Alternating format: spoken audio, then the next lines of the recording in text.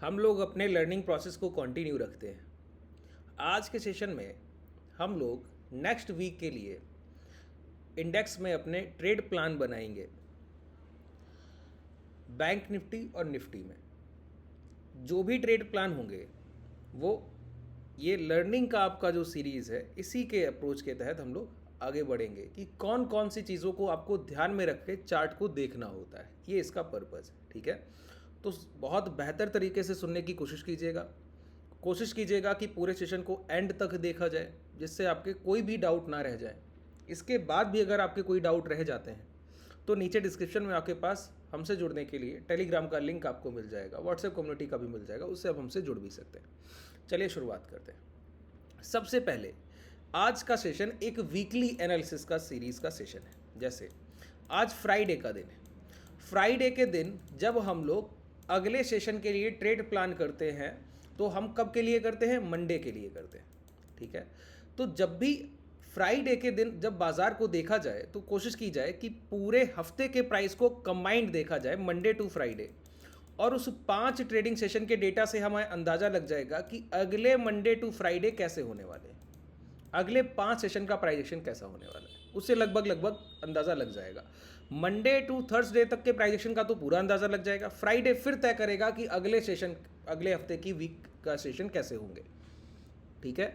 तो in last 5 trading sessions को अगर आप एनालाइज करेंगे तो आपको समझ आएगा कि क्या हो रहा है। तो सबसे पहला काम करते हैं, क्लोज टू क्लोज बेसिस पहला एनालिसिस हमको करना चाहिए। जब भी आप वीकली टाइम फ्रेम पर एक हफ्ते के प्राइस को अगले हफ्ते के लिए ट्रेड प्लान के लिए प्लान कर रहे हो, कैसे समझिए ज़रा, एक एक पॉइंट को बहुत ध्यान से सुनिएगा। 23 से लेकर आज का दिन है 27, तो ये टोटल 5 ट्रेडिंग सेशन ये हो गए। और क्लोज टू क्लोज बेसिस का मतलब हुआ 23 से पहले 20 तारीख को बाजार खुला था पिछला फ्राइडे, तो फ्राइडे के प्राइस एक्शन को देखेंगे। उसके बाद उसके फेवर में 23 से 27 तक प्राइस कैसे मोमेंटम किया, उस मोमेंटम को ट्रैक करेंगे। फिर आगे के सेशंस के लिए हम लोग अपने ट्रेड प्लान बनाएंगे। क्लियर है? सुनिए, सबसे पहले 20 तारीख की क्लोजिंग को देखते हैं कि पिछले हफ्ते की क्लोजिंग कैसे हुई थी, और फिर आज की क्लोजिंग से कंपेयर करेंगे, ठीक है। पिछले हफ्ते की जब क्लोजिंग हुई थी तो बाजार जो ट्रेड कर रहा था 1:15 के आसपास 53,600-700 के पास ट्रेड कर रहा था। अगर आप लोगों को ध्यान हो, उस सेशन में प्राइस ने उस घंटे 1:15 का वो कैंडल रहा होगा, ये देखिए यहाँ पे, हाँ 1:15 का कैंडल, और इस कैंडल ने जो डिप दिया था आपको 53,100 के लो लगा कर दिए थे।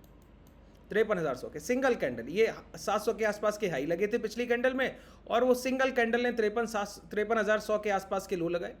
और अगले घंटे ही प्राइस ने जब क्लोज करने की शुरुआत की तो क्लोज कहाँ पर किया? 53,820 के पास। लगभग बॉटम से 700-800 पॉइंट का रिकवरी, 700 पॉइंट का तो लगभग रिकवरी। और प्राइस ने अपने डे लो से लगभग 800 पॉइंट दूर क्लोज किया हायर साइड। तो इसको हम क्या कहेंगे? एक पॉजिटिव क्लोजिंग। लेकिन इस पॉजिटिव क्लोजिंग के जस्ट पहले एक नेगेटिव कैंडल का कंफर्मेशन। अगर यही प्राइस सस्टेन कर जाता डाउन साइड तो इसको हम क्या बोलते हैं? Negative closing. तो इंट्राडे में प्राइस ने एक बार नेगेटिव साइन तो दिया सेकेंड हाफ में, अगर पहले हाफ में देता ये हमारे लिए यूजलेस था, किसी काम का नहीं था। देखिए, कभी भी किसी प्राइस को जब आप देखें तो उसको 2 पार्ट में ज़रूर डिवाइड करें, उसका फर्स्ट हाफ और सेकेंड हाफ। कैंडल स्टिक में भी इस बात का ध्यान रखें। 10 मिनट का टाइम फ्रेम देख रहे हैं तो पहले 5 मिनट और अगले 5 मिनट। अगर आप 1 घंटे का टाइम फ्रेम देख रहे हैं तो पहले 40-45 मिनट और लास्ट के 15-20 मिनट। अगर प्राइस कन्वर्ट होता है पहले हाफ से सेकेंड हाफ में, पहले हाफ में अगर प्राइस चल रहा था सेकेंड हाफ में गिर गया, तो हमारा बिलीव इस डाउन ट्रेंड पर, ठीक है। अगर कोई भी कन्वर्जन हुआ सेकेंड हाफ में तो हमारा बिलीव उस सेकेंड हाफ के प्राइस पर। वही मैंने आपको बोला, जो 20 तारीख का ये सेशन आप देख रहे हैं इसमें क्या है, ये फर्स्ट हाफ में तो प्राइस राइजिंग था, कोई दिक्कत नहीं है, लेकिन सेकेंड हाफ में 1:30 बजे एक गिरावट आई, फिर उसकी रिकवरी भी हो गई। तो क्लोजिंग तो बेशक पॉजिटिव है, पॉजिटिव क्लोजिंग है ये सर वीकली। और वीकली पॉजिटिव क्लोजिंग होने के बाद सिर्फ एक पॉइंट यहाँ पर टर्म जो दिक्कत कर रहा है वो ये कि 1:30 बजे के आसपास 700 पॉइंट की गिरावट भी आई थी सर, 600 पॉइंट का, उसके बाद रिकवरी किया है। तो बायर ने दूसरी बार में खरीद पाया। पहले सप्लायर ने एक बार एग्रेसिव मोमेंटम की शुरुआत कर दी थी, इसको बियर कार्टेल का हम लोग पंच बोलते हैं, कि एक बार उसने अपना पंजा लगाया तो समझिए खून आ गया, वो चस्का नहीं हटता है सर, है ना।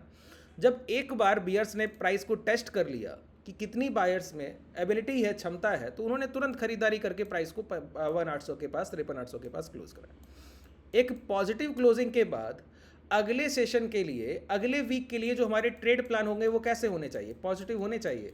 मैक्सिमम ट्रेडर्स ने इस क्लोजिंग को देखकर एक्सट्रीम पॉजिटिव, देखिए किसी रिटेलर के माइंड सेट से प्ले करने के लिए, खेलने के लिए इसी तरीके के प्राइस को बिल्ड करना होता है, समझ लीजिए। ये इतना स्ट्रांग इंपैक्ट छोड़ देगा किसी एक रिटेलर के माइंड पर कि वो कभी अब बुल मोमेंटम से बाहर ही नहीं निकल पाएगा। इसी वजह से ऐसे प्राइस लाए जाते हैं। कैसे, समझिए, अगर कोई प्राइस 100 रुपये पे था, 100 से चल के 110 गया, अब 110 से वो गिरा नहीं और फिर वो 115 गया, 115 से भी नहीं गिरा, 120 गया, 120 से भी नहीं गिरा, 125 गया। अब क्या होगा? रिटेलर जो 100 रुपए के आसपास से प्राइस में मोमेंटम देख रहा है उसको लगेगा ये 25% चल गया सर, बहुत चल गया, अब इसमें गिरावट आना चाहिए। ठीक है, अब वो खरीदने के लिए तैयारी नहीं है। प्राइस क्या करता है? 125 से जैसा उसने सोचा बिल्कुल वैसा ही काम करता है, एक डाउनफॉल करता है और इंस्टेंट डाउनफॉल। 125 से सीधी गिरावट करेगा 117-18। आपको लगेगा कि आपके सामने 5-6-7 पॉइंट का इसने डाउन ट्रेंड दिया, जो आपको लग रहा था डिस्काउंट मिलना चाहिए, और तुरंत पूरी रिकवरी करके दोबारा 125 के पास या उसके ऊपर क्लोज करेगा।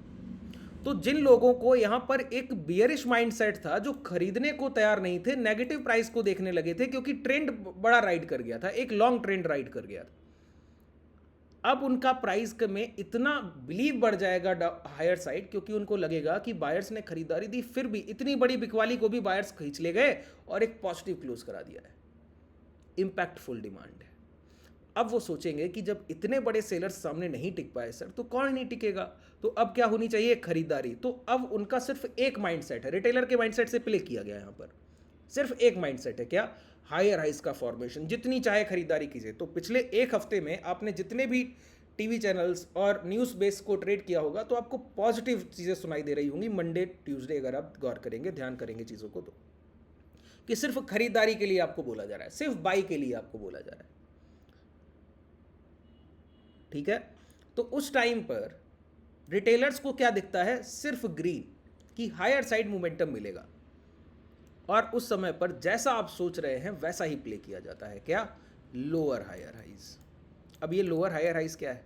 जो मैंने पिछले हफ्ते आपको समझाया और इस हफ्ते भी समझाया और लगातार कॉन्जिक्यूटिव वीक्स में हम लोग समझ रहे हैं कि हायर हाइज का फॉर्मेशन ये होता है सर, ये नहीं होता है, इसको हम स्ट्रेच इन प्राइस बोलते हैं। कि प्राइस ने इस हाई के बाद एक नया हाई लगा दिया, इस हाई के बाद एक और नया हाई लगा दिया, उस हाई के बाद फिर एक नया हाई लगा दिया, उस हाई के बाद फिर एक नया हाई लगा दिया, और एक भी हाई की सस्टेनेबिलिटी नहीं, सभी में आपको अपर विक दिखेगा। तो प्राइस में क्या किया जा रहा है? एक single last swing low break down नहीं किया गया सर। पहली बार प्राइस ने 54,000 के नीचे खुलने की कोशिश की और पहली कैंडल ने यहां पर देखिए 54,000 के आसपास की क्लोजिंग देकर नेक्स्ट कैंडल 54,000 के ऊपर क्लोज कर रहा है। तो प्राइस को 54,000 के नीचे ही नहीं आने दिया जा रहा है और लास्ट स्विंग लो को सेफ रखा जा रहा है। तो जैसा उन्होंने मोमेंटम बनाया था, जैसा बायर्स के लिए उन्होंने ट्रैप बनाया, पूरी तरीके से पूरे हफ्ते बायर्स को सिर्फ खरीदारी कराई है, सिर्फ बाइंग कराया है। क्या कराया है? सिर्फ आपको खरीदारी कराई गई, आइए खरीदिए, प्राइस में बुलियन है, एक डिस्काउंट आया था, बहुत तेजी से प्राइस में गिरावट चल रही थी, बायर्स ने खरीद, बहुत स्ट्रांग बायर है, आइए सर खरीदिए। इस तरीके से आपके सामने प्राइस को रखा गया। तो यहां से लेकर मंडे से लेकर अगर आप गौर करेंगे और तब से लेकर यहां तक सिर्फ प्राइस हायर डायरेक्शन ट्रेंड कर रहा है। और प्राइस ने टोटल हाई कितनी लगाई? ये पहला कैंडल है ओपन 53,900, और अगर आज की हाई देखें तो 54,400, 53,900 से 54,400। पूरे 5 ट्रेडिंग सेशन में प्राइस हायर हाइस के फॉर्मेशन पे है और टोटल मोमेंटम सर 500 पॉइंट का है, 500 पॉइंट्स। और प्राइस ने अपना कोई लास्ट स्विंग लो ब्रेक नहीं किया। सेलर ने एक बार सप्लाई देने की कोशिश नहीं की, एक सिंगल टाइम बिकवाली की कोशिश नहीं कर रहा है। एक बार भी सेलर्स क्या कर रहे हैं? बेच नहीं रहे हैं। ऐसे टाइम पे क्या होगा बताइए? Buyers trap. आपको बताया गया खरीदिए खरीदिए खरीदिए, और खरीदारी कब होती है? एचबीबी पर ना, हाई ब्रेक बाई। पिछले दिन का हाई निकल गया, तुरंत राइड करने जा रहे हैं। यहाँ पे हाई ब्रेक हुआ, राइड करने जा रहे, ट्रैप हो गए। यहाँ हाई ब्रेक हुआ, राइड करने जा रहे, ट्रैप हो गए। यहाँ हाई ब्रेक हुआ, राइड, ट्रैप हो गए। हाई ब्रेक होने पर बार बार आपको क्वांटिटी दी जा रही है और 3-4 दिन आज के सेशन तक आपको खरीदारी कराई गई, और आज के सेशन में जाके प्राइस ने क्या किया? एक नेगेटिव ट्रेंड की शुरुआत की। बात क्लियर हो रहा है? आज के सेशन में जाके प्राइस क्या कर रहा है? एक नेगेटिव ट्रेंड की शुरुआत कर रहा है, और तब तक सिर्फ क्या है? खरीदारों को सिर्फ खरीदारी दिखाई गई। तो क्लोजिंग कब है? फ्राइडे। पिछले फ्राइडे थी, तो एक मूड बनाया गया रिटेलर्स को ट्रैप करने के लिए। रिटेलर्स को 4 सेशन लगातार ट्रैप किया गया। आज की पहली कैंडल का अगर आप फॉर्मेशन देखेंगे तो वो भी आपको एक लोअर विक का फॉर्मेशन दिखेगा, और उसके बाद जब ये लो ब्रेक होते फिर मोमेंटम डाउन साइड। मतलब अब उन्होंने लगभग पूरे हफ्ते जितना उनको लिक्विडिटी चाहिए था, जितना ट्रैपिंग चाहिए था, उतना उन्होंने इनफ कर लिया, फिर जाकर लो ब्रेक करके आज की क्लोजिंग कैसी है, नेगेटिव। और ये वीकली क्लोजिंग है, और ये क्या है, स्ट्रेच इन प्राइस। तो मोमेंटम कैसे शिफ्ट होता है सर, हायर हाइस का फॉर्मेशन, हायर हाइस के फॉर्मेशन से एक सिंगल ट्रैप, और वहाँ से स्ट्रेच के बाद लो ब्रेक, सिंगल, अब मोमेंटम डाउन साइड शुरुआत होगी। ठीक है, इस तरीके से। तो रिसेंट प्राइजेक्शन को जब आप देख रहे हैं तो आपको समझ आ रहा है कि बैंक निफ्टी का जैसा प्राइजेक्शन है, तो इस हफ्ते सिर्फ बायर्स को ट्रैप किया गया है। तो इसको हम क्या बोल सकते हैं, पूरी रेंज को trade the trap. Trapping range है ना, ट्रेड द ट्रैप। तो ट्रैपिंग रेंज को जब हम ट्रेड करते हैं तो उसके लिए हमारे पास क्या ट्रेड प्लान है, पहला काम है उस पूरी रेंज को एक बार मार्क कीजिए। ये पूरा रेंज है, इसको हम मार्क कर सकते हैं। ठीक है, ये रेंज। अब प्राइस इस रेंज के नीचे जैसे ही ट्रेड करेगा, रिटेस्ट किया, गिरावट, ट्रैपिंग को ट्रेड कीजिए। तो वीकली एनालिसिस में जो आज के सेशन के लिए मंडे से हमारे ट्रेड प्लान होंगे, अगर प्राइस कोई बिकवाली की कोशिश करे तो शार्प डाउनफॉल के लिए जैसे ही प्राइस इस रेंज के अंदर आएगा 53,700, तो 53,700 के ऊपर ये हाई ब्रेक होने के बाद मोमेंटम मिला है, तो जैसे ही 53,700 के अंदर आएगा तो ये सारे रिटेलर्स जिन लोगों ने यहाँ लॉन्ग की पोजीशंस ली हैं सारे ट्रैप हो जाएंगे। और जिन लोगों ने यहाँ पोजीशन लॉन्ग किया होगा उनका एसएल क्या होगा, स्विंग लो। स्विंग लो क्या है ये, तो पहला टारगेट 53,700 ब्रेक होने के बाद आपका 53,000 होना चाहिए, 53,000। और यहाँ पे अगर आप गौर करें तो 53,200, ये मंडे के लिए। अगर ये ट्रेंड चलता रहा तो कैसे चलेगा बताइए। तो इसके लिए हमको बिगर टाइम फ्रेम, ट्रैपिंग समझ में आ गई। अच्छा, ये अभी सिर्फ बायर्स ट्रैप है, अभी सेलर ट्रैप नहीं हुआ। देखिए, एक बार जब किसी को ट्रैप किया जाता है तो बाजार उसको निकलने का मौका नहीं देता। अब बायर्स को ट्रैप किया, ट्रैप करने के बाद इनके लो ब्रेक करेंगे तो मोमेंटम डाउन साइड देंगे। अगर कभी भी दोबारा प्राइस लौट कर इस 54,000 के ऊपर आ गया और वहाँ पे सस्टेन किया, आवरली क्लोजिंग किया, 2 घंटे की क्लोजिंग किया, हैमर कैंडल के फॉर्मेशन दिखने लगे, फिर हायर साइड हम ट्रेड करेंगे। क्यों, जिनको ट्रैप किया जाता है, once a trap always a trap, उनको बाजार निकलने का मौका नहीं देगा, नहीं देगा। और अगर देने आया तो समझ लीजिए पैसा देने। ये लाइन याद रखिए, ट्रेड द ट्रैप के लिए की पॉइंट याद रखिए कि अगर आपने बायर्स को ट्रैप किया है तो आप उनको निकलने का मौका, अवसर नहीं दे सकते, कोई अपॉर्चुनिटी नहीं देंगे। और अगर आप आकर इस रेंज में दोबारा आ रहे हैं, मतलब आप बायर्स को निकलने का मौका दे रहे हैं, मतलब आप उनको पैसा देने आए। आपके लिए बायर्स टारगेट नहीं थे, बायर्स की ट्रैपिंग टारगेट थी। ये क्यों पैसा देने आया बायर्स, देखिए अगर यही प्राइस 53,800 के ऊपर, यही तो चीज़ है सर, आप लोग सिर्फ प्राइस को टेक्निकल व्यू से देख रहे हैं। अगर आपकी सोच एक इंस्टीट्यूशन और रिटेलर के बीच में आकर खड़ी हो जाएगी तो उस दिन आप एक सक्सेसफुल ट्रेडर होंगे। सिर्फ आपकी थिंकिंग को डेवलप कीजिए और प्राइजेक्शन पर अपनी कमांड कीजिए ऑर्डर एग्जीक्यूशन के लिए, कि आपकी एंट्री एग्जिट कैसे परफेक्ट होंगे, आप ट्रेड को राइड कैसे करेंगे, उस पर आपको कमांड करना है और प्राइजेक्शन की सही थ्योरी को समझना है कि किस तरीके से देखा जाए।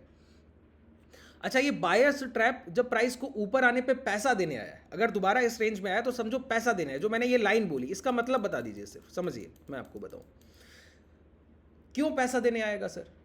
क्योंकि अगर बायर्स दोबारा इस रेंज में प्राइस को लौटा के लाए तो इनको क्यों ट्रैप किया गया होगा, तो वो चाहते होंगे कि जितने बायर्स यहाँ पे खरीदार, एक बार अभी समझिए, मैंने आपको कहा 54,000 के ऊपर बाजार, फिर 55,000 जाएगा, खरीदारी कीजिए, खरीदारी कीजिए, खरीदारी कीजिए।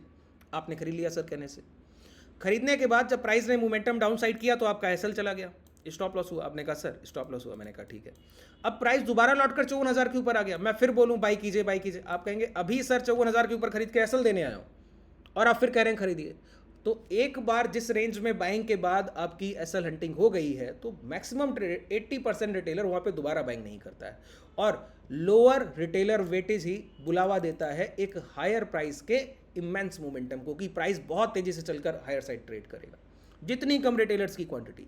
तो बायर्स तो यहाँ ट्रैप हो गए, नीचे एसएल चला गया, और दोबारा प्राइस लौट के आया तो जो लोग कॉस्ट के लिए दुहाई दे रहे थे कि कॉस्ट पे आ जाए, निकल जाए, निकल जाए, वो लोग भी निकल जाएंगे। तो रिटेलर हायर साइड एंट्री होगी उस टाइम पे, तो प्राइस को मोमेंटम करने का मौका मिलेगा, क्योंकि प्राइस हल्का होगा, सिर्फ इंस्टीट्यूशनल पोजीशन होगी, तो प्राइस यहाँ पे रिटेलर्स की पोजीशन ना होने की वजह से हायर साइड मोमेंटम करेगा। तो कभी भी प्राइस ये लो ब्रेक करने के बाद 54,000 के अंदर लौट के आए तो आप अगले हफ्ते लॉन्ग करेंगे। ध्यान रखिए 54,000 के अंदर प्रॉपर क्लोजिंग चाहिए, 54,200 ब्रेक हो, उसके ऊपर फिर प्राइस को अच्छे से प्लान करेंगे। डेली सेशंस में हम लोग उस पोजीशन को प्लान कर लेंगे, अभी वीकली हम लोग अपना एनालिसिस कर रहे हैं। समझ आ गया कि ट्रेड द ट्रैप में बाजार निकलने का ट्रैपर्स को मौका नहीं देना चाहिए, तो बायर्स को यहाँ मौका नहीं मिलना चाहिए अगर ये रेंज का लो ब्रेक होता है, पहली बात। दूसरी बात, प्राइस जब इस रेंज के अंदर आ जाएगा तो हमारा पहला टारगेट मैंने आपको क्या बताया, बताइए, ये रेंज ब्रेक होगा, लोअर साइड पहला टारगेट ये, ठीक है। क्या इतने ही टारगेट एक हफ्ते में मिलेंगे? नहीं, अगर मोमेंटम राइड हुआ, अगर ये भी लो ब्रेक हो गया तो हमको अब हायर टाइम फ्रेम पे जाके देखना होगा क्या पिक्चर है, समझिए। ये हाई ब्रेक हुए थे सर, ध्यान हो अगर आपको, ये हाई ब्रेक हुए थे, और ये हाई जब ब्रेक हुए तो मैंने आपको बोला कि यहाँ से मोमेंटम की शुरुआत हुई 50-500 से, और आपने जाके सीधा 54,000 पे रुक रहे हैं जाके, 50-500 से खरीदारी की शुरुआत और 54,000 पे रुक रहे हैं जाके, 3,500 पॉइंट का मोमेंटम, जिसमें एक रेजिस्टेंस एरिया भी है जिसने पिछली बार 4,000 पॉइंट के आसपास की गिरावट की और उसको कोई रिस्पेक्ट नहीं है सर। तो ऐसे ब्रेकआउट को हम लोग ट्रैपिंग समझते हैं, ब्रेकआउट फेलियर। तो आप गौर करें, जो कैंडल ये डेली टाइम फ्रेम की क्लोज की है, इस कैंडल का फॉर्मेशन भी कोई बहुत अच्छा नहीं है, अपर विक का छोटा सा पार्ट दिख रहा है।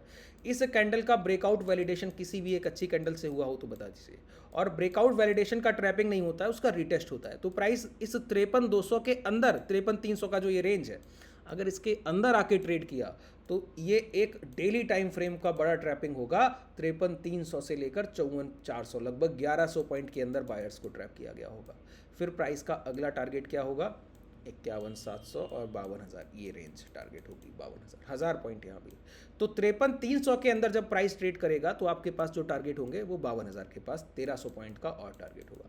तो टोटल यहाँ से कितना टारगेट हो गया, लगभग 1,700 पॉइंट के आसपास हमारे पास 1700-1800 पॉइंट का मोमेंटम पेंडिंग है, अगर ये प्राइस यहाँ पे लोअर लोस के फॉर्मेशन करता ही चला जाए तो, डेली टाइम फ्रेम की भी ट्रैपिंग हो जाए तो जितने ट्रेड प्लान बैंक निफ्टी के लिए अगले हफ्ते बन सकते थे उसको हम लोगों ने लोअर साइड डिस्कस कर लिया।